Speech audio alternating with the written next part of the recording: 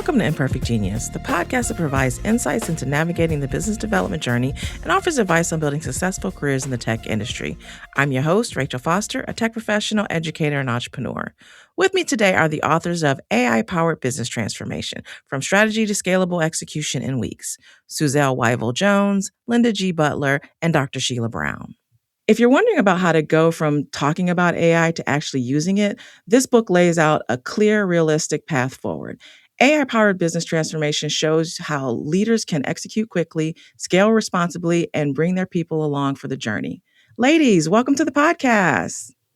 Thank you, Rachel. It's great to be with you. Thank you, Rachel. Oh, Thank you. it's a pleasure to have you all here. I love, the podcast is about entrepreneurship and it's about business and technology. And I try to focus on highlighting the voices of women. And so it's great to have three beautiful women here with me. All right. So let's dive in. I always like to start off the podcast by talking about sort of the background of the people that I'm talking to. And also if there's a relationship that I have with any of the people, just talking about that so that people get a sense of the as we're going through the conversation, just the group dynamics. So let's start with some introductions. Shelia, since you brought us all together for this conversation, because you and I have worked together in the past, why don't you start and tell us a little bit about your background and how it connects to the themes in this book?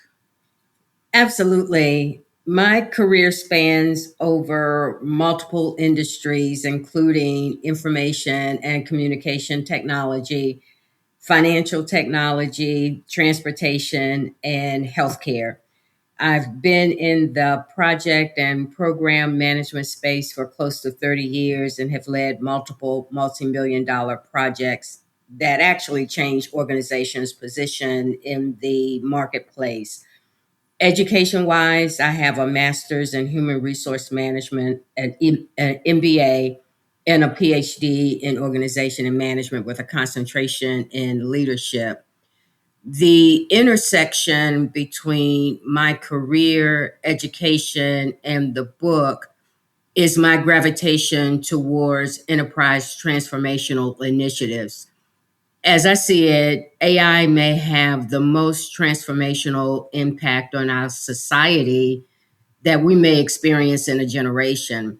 So the choice is either be a part of the transformation or be left behind by it. Oh, yeah, I agree with that. Awesome. Suzel, please share a little bit about your professional journey and what led you to writing this book. Well, I am a dual engineer. I software and industrial engineer. My first degree in engineering I got from Brazil, where I am from. And then I came here and did software engineer and a master's in computer science. I later in my career, because I was doing a lot of consulting as an architect and as a developer in the beginning, I moved into corporate America and started with project management, which I pretty much stayed for the past 20 years. My journey into AI started just because of a deep curiosity. I love to learn, and I started taking courses and I did Northwestern University, University of Virginia, and Vanderbilt. And the more I studied, I started to realize that there was a massive disconnect between what the people were talking about AI and being sold in what I was seeing. And everybody tries to manage AI like old school and in traditional concepts, and the implementation has been really messy. So coming from IT and project management, I wanted to write a book that taught people how to, not another theoretical book that goes into a lot of wordy, statements that people do not understand. I wanted to do something that was easy so people could actually deploy this and use that effectively. Oh, yeah. Yeah, that makes sense. That makes sense. Linda, building on that, can you walk us through your career path and how it shaped your perspective on the themes in the book? Absolutely. So my career path stems over 30 years, 35 plus years in technology and change management and in leadership. I probably consider myself a pioneer in those areas because of the span of my career, working for 5 Fortune 100 companies during that time frame in all aspects of technology. My educational and training started at HBCU, of course, Clark Atlanta University, and Ooh, shout moved out to to Clark Atlanta. Rochester Institute of Technology, where I received a master's in computer science, management, information systems at that time. And Hmm. then just a wealth of knowledge in terms of working with a lead assessor, the first Black female lead assessor, by the way, at the Software Engineering Institute at Carnegie Mellon. Oh, wow. Um, so all of that, in terms of the experiences I received from being a developer, a software engineer initially at my the start of my career, throughout my leadership components of my career when I moved into that, and the whole process improvement area, Hmm. where I even helped to and receive the patent for one of the first patents that one of the telecoms industry had in process. Um, Stemmed me into always in learning, of course, and always looking for ways to be realistic about how we leverage technology, how we utilize technology, how it makes sense for the individuals that have to implement technology and the processes they use in implementing technology. So that has always been a passion for me. Hmm. Hmm. Um, and in collaborating with Suzel, since we worked together at one time, uh, also starting to really get really interested, really interested in artificial intelligence, even though that's been around for many, many years, since the 50s, really. Hmm. Um, and taking that learning from Northwestern University, and other learnings that I received throughout the last several years in AI, wanting to also to do something that helps it be impactful and meaningful, to individuals, whether you're a layperson or a technical individual. We have to make it real for individuals. Right. Yeah, I agree with that. Now, Linda, you mentioned that you'd worked previously with Suzel. I want to talk about how you all came together to collaborate on the book. Like, what was I think Suzel talked about a little bit, but what was the inspiration for the book? And then who reached out to who first? And how did you all know one another to come together to collaborate? It's kind of interesting and maybe God sent too, but I've always had an interest for a book, Mm, different books, mm-hmm, and Suzel did too, and then Sheila. So I think just the three of us having an interest to be able to do something and publish it, mm-hmm. brought us together. And the topic around artificial intelligence, AI, helped to bring us together, I believe, in that area. So, one, having that interest for a book; two, having an interest in the same topic, Mm-hmm. helped to Mm-hmm. bring us together. Okay. And so speaking of the topic, so Suzelle, I'm wondering, at what point did you realize that your work aligned with Linda's and Sheila's? Well, as Linda mentioned, Linda and I worked together, and we actually went to Northwestern University to do our AI course together. Mm, okay. And our interest in actually design thinking also led us to take other courses together. So we were traveling and spending a lot of time with each other. And Linda and I are really the big picture kind of people. And when I thought about the book, she was my natural person to go to. Do Mm, you want to do this together? mm-hmm. And I had met Sheila through Linda, And Sheila is the one that actually keep us on track because she is the detailed person. And come on, guys, we need to, get aligned here. And she was just a natural component of the group. And Right. Makes as I sense. So said, Sheila, kept I'm wondering for you. Yeah, sorry. no, that makes sense. No. I apologize. I cut you off a little bit there. I was asking Sheila, like, what made, like, for you, what made this collaboration meaningful at this point in your career? Um, well, Rachel already had several academic publications, but this was a unique opportunity to talk about a timely subject in the business sector. It presented the chance to bring my experience to the forefront, to look at the merger between business strategy and technology from a forward thinking perspective, opposed to we need to fix a problem agenda. In Right. the realm of organizational change, which is my sweet spot, is the centerpiece of both my education and career paths. The objective is to build learning organization and not just agile teams, as we mentioned in the book, which is very important to me. Leaders in the AI space need to remember that, as Suzel alluded to, that AI initiatives are not supposed to be like your typical IT projects. The point of implementing AI initiatives is to learn from the data. Right. So even though you may use agile teams, agile methodology, iterate often, the key is understanding what the data is telling you and continuously build on that knowledge.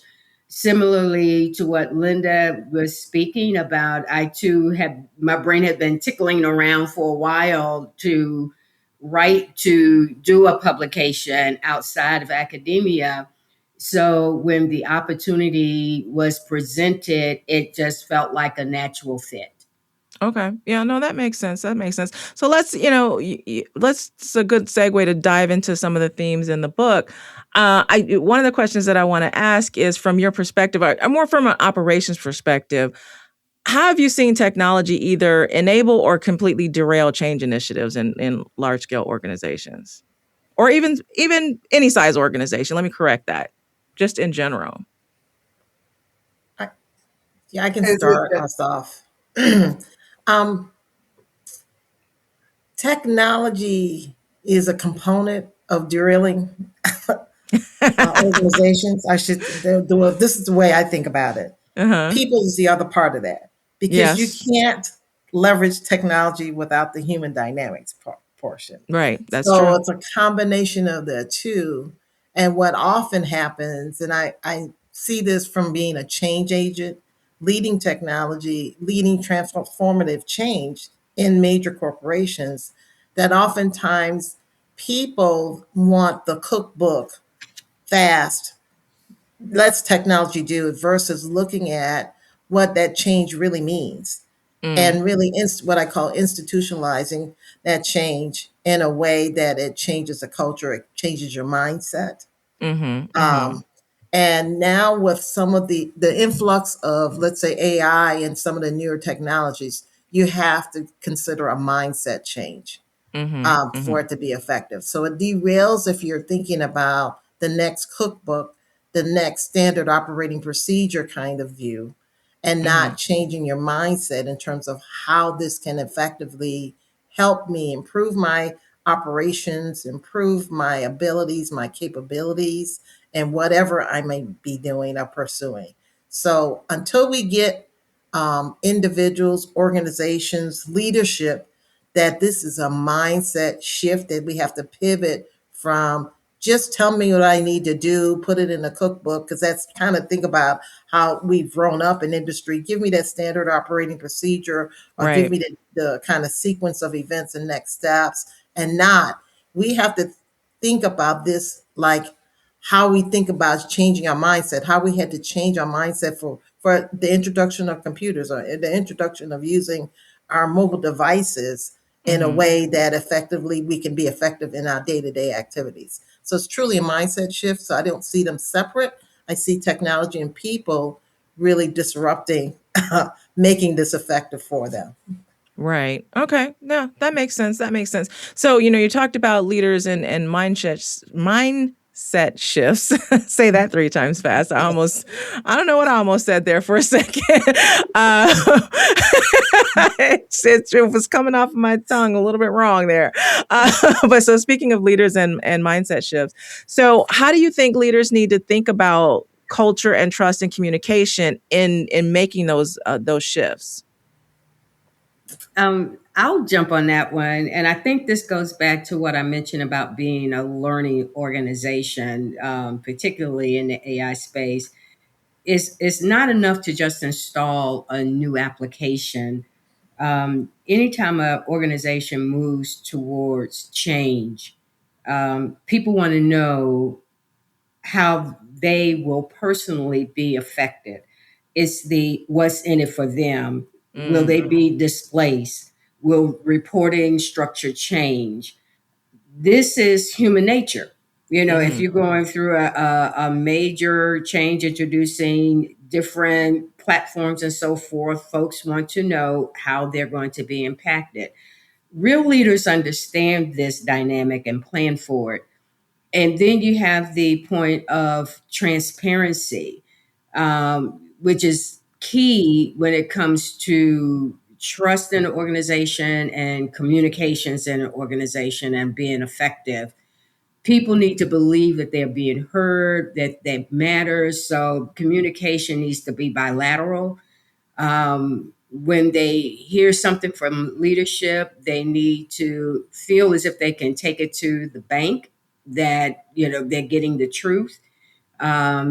I cannot personally imagine working in an environment where I did not believe the things I was hearing from my management because they had betrayed my trust or put profit over people. Yeah. And, as a social scientist, I'm always looking at the people dynamic first, as Linda was mentioning, because at the end of the day, it doesn't matter how great that platform is, that SaaS solution is, or what have you. It's the people who have got to make it work. Right. And so Right. you have to have the human in the loop, whether it's AI or whatever the technology is. You have to have the people in the loop and and understand what the impacts are going to be to the people. So, speaking of people, what do you think it is that leaders get wrong most often with regard to change today as it pertains to people and getting that right? What do they misunderstand? I can talk about this. I do believe that one of the issues now is the fear factor. Mm, People are not understanding the amount of fear that AI is bringing to environments. Also, AI is very data centric, and you build a tool and you need to keep training that tool, because this is how the tool learns from itself to provide the outputs that you need and help you make decisions. And people are looking at it as we always did software development. You test once and the tool is ready. And so what you have is tools that are start to decay because they do not function in the right way, because the training did not continue. Um, there is also leaders are used to make a decision now and or believe that they made a decision, and someone is going to go and build it, and this is the end of it. And AI is a continuation of the learning, as the same thing with the tool is the same thing with us. um, so the trust factor, the fact that we have to change the way we lead now, and the data centricity is a very big change in mindset. mm-hmm, mm-hmm. And it's very difficult for both leaders and their followers to make, because anything every time that we adopt a lot of changes, the first thing that we feel is fear because we Mhm. don't know where we are going. Right, right. Well, and there's a lot of fear around AI, for social reasons and other reasons, but also there there's also the perception, and there's, memes and things that are out there about AI getting things wrong as often as it gets things right sometimes. There's memes out there about, AI hallucinating and coming up with crazy answers to things. So, Mhm. what do you say to leaders who are talking to their teams and they want to mitigate those fears? Well, the training is very important, Mhm. because as you continue to train the machine, they will get better. Mhm. And also, the definitions of parameters, AI evals or evaluation is becoming a big skill right now, because you do measure the efficiency of the tool. When I am building tools, there is a confidence level that you need to ask the tool as you are building it Mhm. to to to create that perspective, to learn from itself Mhm. and understand its accuracy. So leaders need to understand that it's part of the engineering of the tool, that where you create the accuracy, and also it's the data that we enter. If the data has a lot of bias, this is what we are going to get on the other side. Right, right, Other bias. right. I think that another key point around that, just to add on to what Suzelle said, Mhm. leaders need to think about AI in a different way than just another tool providing them information and data that they execute on. So I think that's a key point. It has to be kind of in a learning environment, a creative, childlike environment of what can it do, which is not generally what our leaders do today, because that says something about being weak and not leading or whatever, but they have to have a childlike almost thinking, in a sense, from being really curious about what the data is saying and start asking more questions about it, as Suzelle mentioned, so that you can have this learning, constant learning occurring in any tool, database, or information that they're gathering, versus just give me this and just being aware of the data and not being learning from the data and taking that learning in a way that enables them to ask other questions. So I think that's a pivot for leaders to be effective, leveraging AI, supporting their organizations and their teams, and utilizing artificial intelligence in a correct way. They have to go beyond just being aware and asking a specific question and be open ended about it. So tell me how AI powered business transformation, the book, can help leaders to navigate these challenges. Actually, we give examples in a book about just what I just said, and then that's why I Mhm. mentioned it in terms of how leaders can start thinking a little bit differently and some questions they can start to ask. In one segment in the book, we talk just specifically about that in terms of the mindset shift that has to occur. Okay. And who would you say is the audience for the book? Is it for leaders in large, Fortune 100 companies, enterprise level change organizations? Is it for entrepreneurs, solopreneurs? Like what's the scale of the examples in the book, and who's your target audience? Well, the way we laid out the book was actually from beginning to end. You get companies, you automate first, and this is a point that we emphasized a lot. You AI is a layer, is not automation. Mhm. So you need to establish automation first. And as we go through each chapter, we suggest how to follow or do the automation, and then which agents you can adopt for every function. So we have agents for project management, for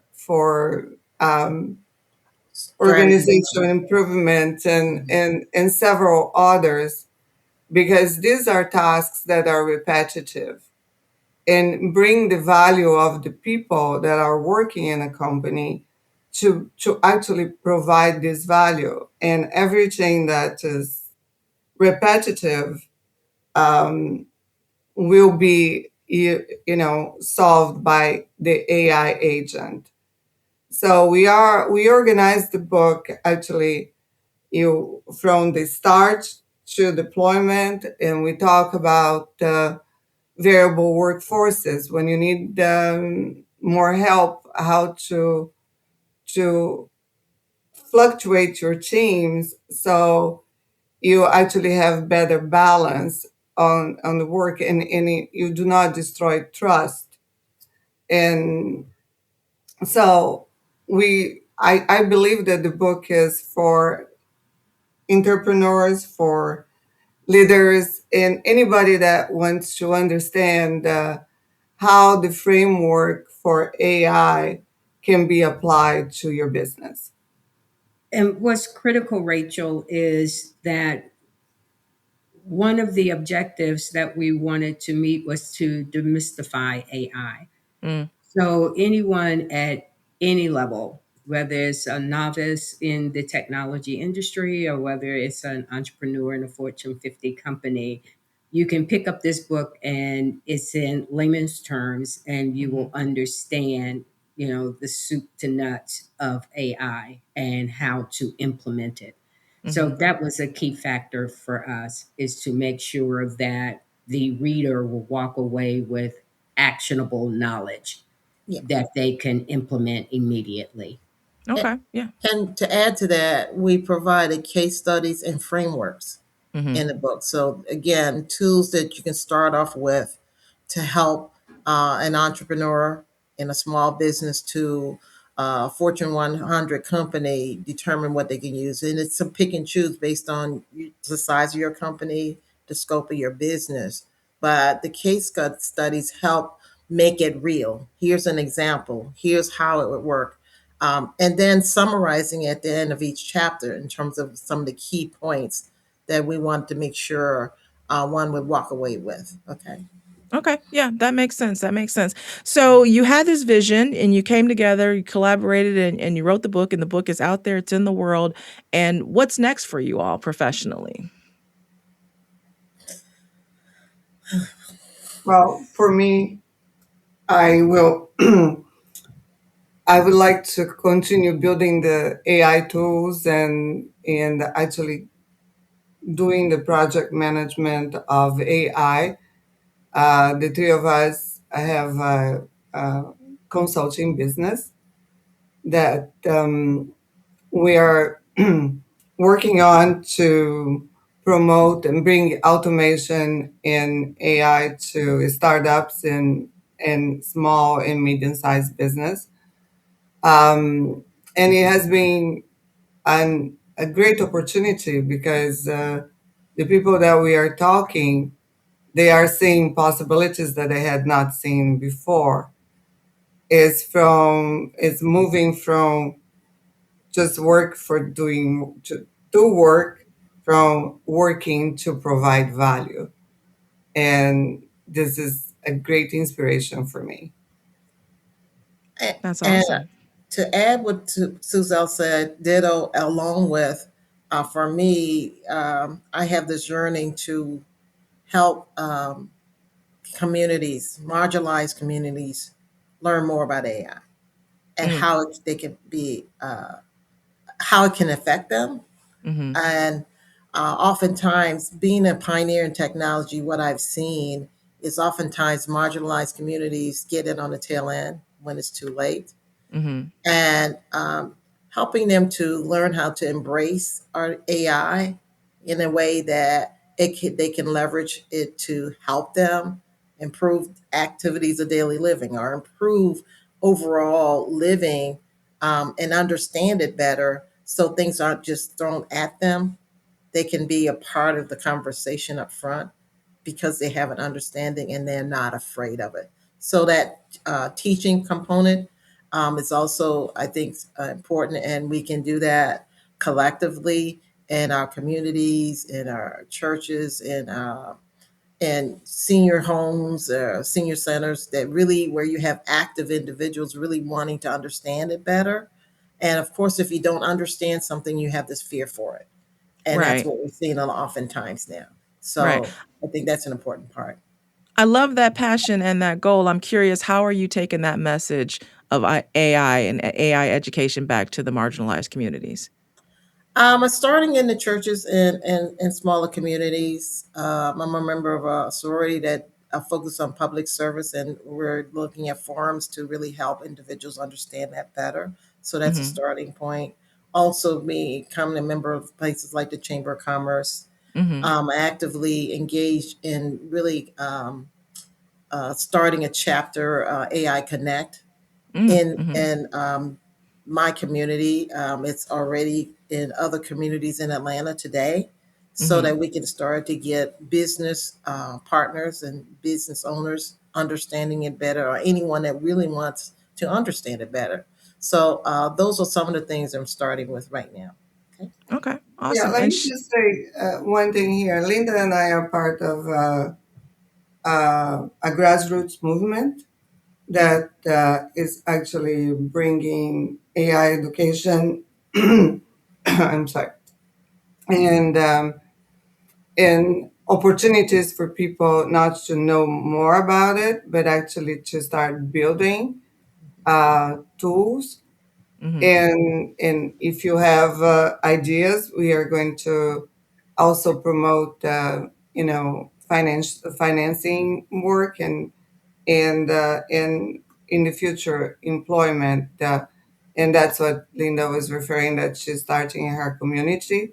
Mm-hmm. I am doing this work here in Atlanta, and we are hoping that Sheila, when she gets a little less busy, she's going to be a part of this team also. And so, speaking of Sheila, what's next for you? The easy answer is ditto to what Linda and Suzelle said. that's, Yes. that's, that's the easy answer. But in general, this AI space, if nothing, it is a world of possibilities. Mm-hmm. And so, as we're building this consulting practice, as Linda and Suzelle had mentioned, there are training opportunities. There are build solution opportunities, whether through automation or building AI agents. And there's consulting opportunities to help organization to capitalize on the AI technology.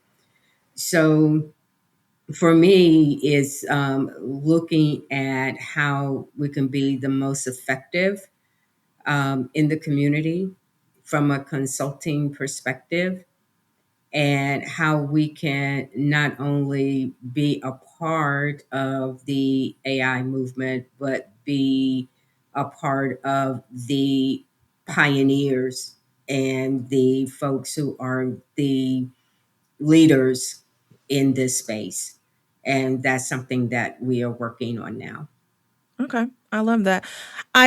So as a Black woman in tech, and I've been in tech for over 40 years, I talk a lot on this podcast about just inspirational stories for people women and women of color who are trying to get into tech, and not just women of color, but specifically women, because I previously taught, well, I started in the 80s, and then more recently, I taught software engineering at the college level. And I would look out into the audience for my classes, and I still saw it was predominantly white men. And so I'm constantly trying to put inspiration out into the world for women who are working in tech. So I just want to do round robin before we, wrap up. And just, do you have any words of inspiration for women who are work. And the other thing is, I'm always telling them there's lots of different ways to be in tech. I happen to be an engineer, but that's not the only way to be in tech. You could be in HR and working for a software company. There's lots of different ways to work with tech and be in tech as a woman. And I just wanted to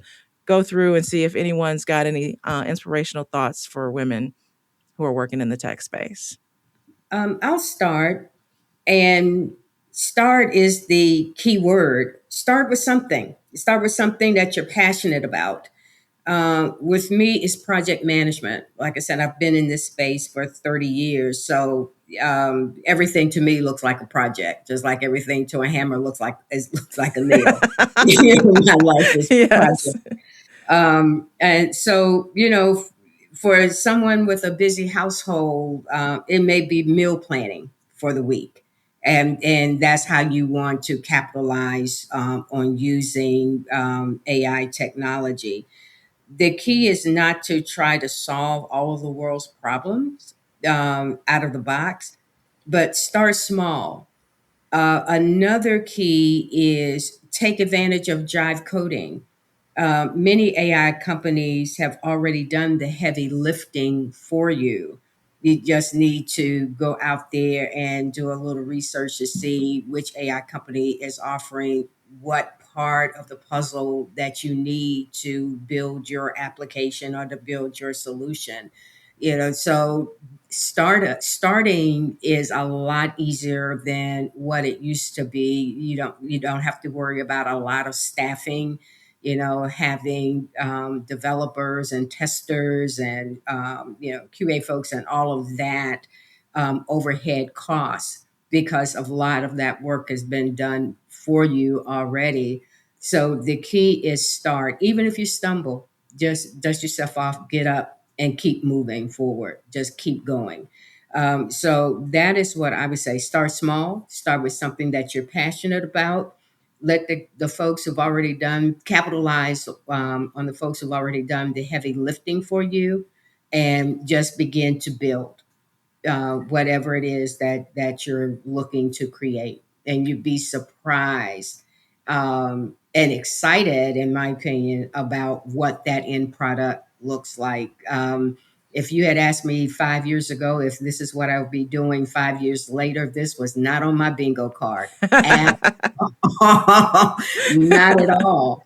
And similar to what Suzel and Linda was saying, enrolling in AI boot camp classes and so forth, it just opened my eyes to an area that I was not necessarily familiar with. I gave you my background, but from an education perspective, unlike you three ladies, my background is in social sciences. So I'm always dealing with the culture of things, the people of things, the human factor of things. Right. So to actually, and even though I've taken coding classes, I would never consider myself an engineer or Right. a software developer. But the fact that from the classes that I have been able to take advantage of, I've seen what all I can do with what is out there. Like I said, through Jive Coding and the other application, it's like, this is doable. This is absolutely doable. So I Yeah. think start, make a big poster and that says start, Right. which is And pivotal. I would add to Sheila's start to add, don't be afraid or intimidated. Mm. Oftentimes we find women, especially women of color, being intimidated because they're the only ones in the room. Mm-hmm. And having been the only ones in the room for 38 plus years, I say, don't be afraid, don't be intimidated. And as Shirley Chisholm says, bring your own chair Yeah. and get your seat at the table. And don't be afraid to think differently. That because oftentimes I've learned that thinking differently is uh, your pearl, your competitive advantage, in a sense that you're thinking differently. You're more innovative, more creative. You're thinking out of the box. You're coming up with fresh ideas. Don't let them squash ideas that you have. Really exploit your fresh ideas and take being the only one in the room as your competitive advantage, not Yeah. as something kind of in a negative way. So that is my advice. I mentor many young women today, whether in technology or other, now I will say, don't be afraid. Oftentimes we get intimidated because we're the only ones in the room. We think we're not, and when they look over you, when they you speak and they don't listen, speak louder. Mm-hmm. You have a voice. Use that voice. Speak louder and be heard. That's my advice right now to young women coming into, don't be intimidated, don't be afraid. Use your voice. Continue to be creative. Continue to think outside of the box. I love that. I love that. Suzel, anything to add? Well, for me, I just would like to advise women not to wait until they feel ready.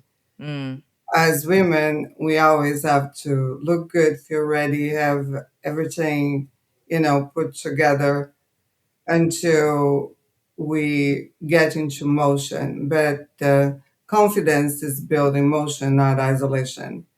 And like you, I used to teach college computer science, and yes, the majority of the attendance is males, but I think women already have what they need, which is curiosity. And we do have systems thinking, empathy, and we know because we were born navigating ambiguity. We know how to do that. So just find other women if you need to feel that you belong. mm. We can Yeah. do anything we want to do. We are very capable. I think we just need to believe it. Yeah. Oh, I love that. I love that. Well, ladies, thank you so much for sharing your stories with the listeners. And before I let you go, though, tell the listeners how they can find the book.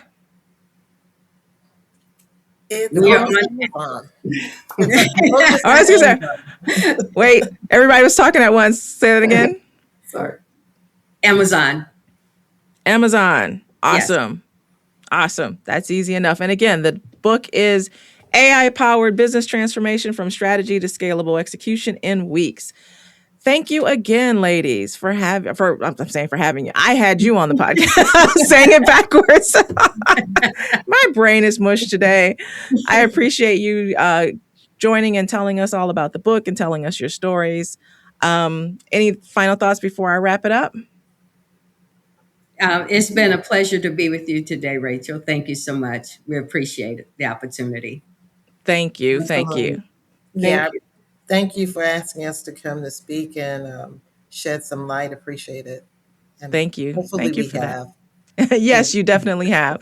And to the listeners, as always, I want to say thank you for listening. Hopefully that you picked up some good information, some pearls of wisdom, and you'll head out to Amazon and you'll pick up the book and learn more. You can follow me on social media at Ask Imperfect Genius. If you've got questions, you can leave a voicemail or text me at 404-425-9862. And until next time, this is Rachel Foster reminding you, while your journey may not be flawless, it can be phenomenal.